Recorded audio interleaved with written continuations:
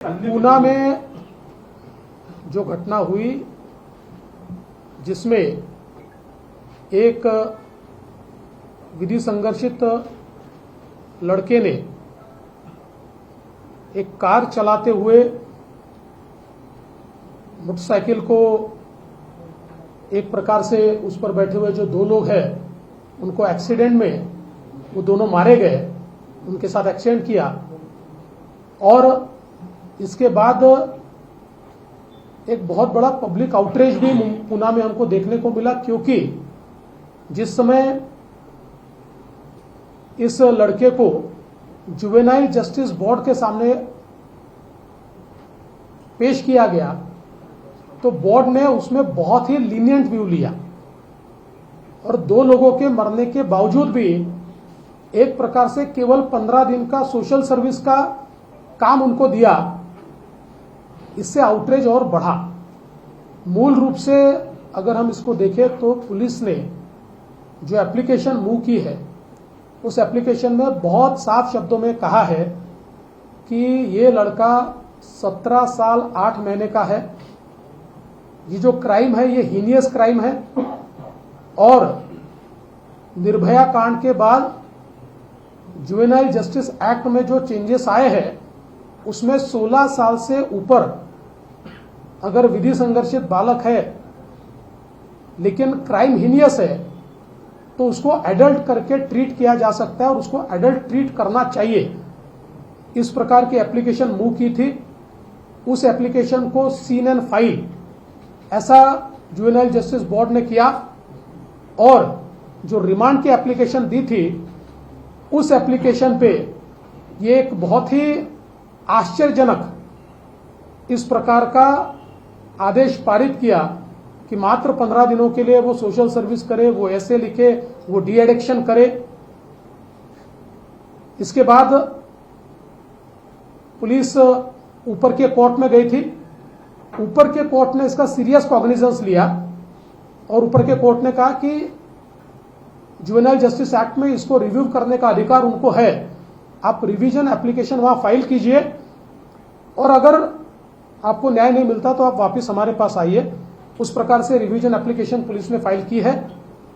उस पर सुनवाई चल रही है। शायद आज या कल में उस पर सुनवाई पूरी होगी, लेकिन वहां पर अगर न्याय नहीं मिला तो पुलिस जितना ऊपर जाना पड़े पर इस मामले में निश्चित रूप से जब तक न्याय नहीं मिलता तब तक पुलिस कोर्ट के सारे दरवाजे या सारे रास्ते टटोलते रहेगी। साथ में पुलिस ने इस मामले में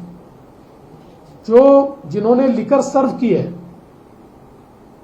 जो रेस्टोरेंट के लोग हैं, मालिक है, उन लोगों के ऊपर भी कार्रवाई की है। पहली बार इस प्रकार की कार्रवाई हुई है। उनको 4 दिन का पीसीआर मिला है और ये जो बालक है इसके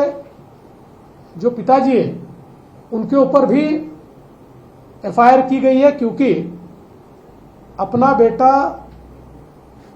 ड्राइविंग एज से कम होता है ये पता होते हुए भी उन्होंने उसको गाड़ी दी है, इसलिए उनके ऊपर भी कार्रवाई यहां पर की गई है। इसके साथ साथ लॉन्ग टर्म में ऐसी चीजें न हो इस दृष्टि से रेसिडेंशियल एरियाज में जो पब्स है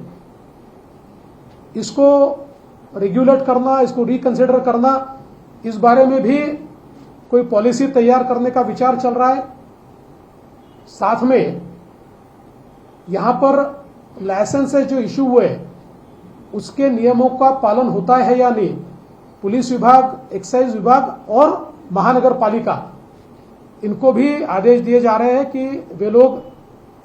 इसके बारे में पूरी तफ्तीश करें और जहां पर वायलेशन है वहां पर क्लोजर का ऑर्डर दें। साथ साथ ये जो सारे इलाके हैं इनमें बड़े पैमाने पर नाकाबंदी करते हुए और ड्रंकन ड्राइविंग की टेस्ट लेकर और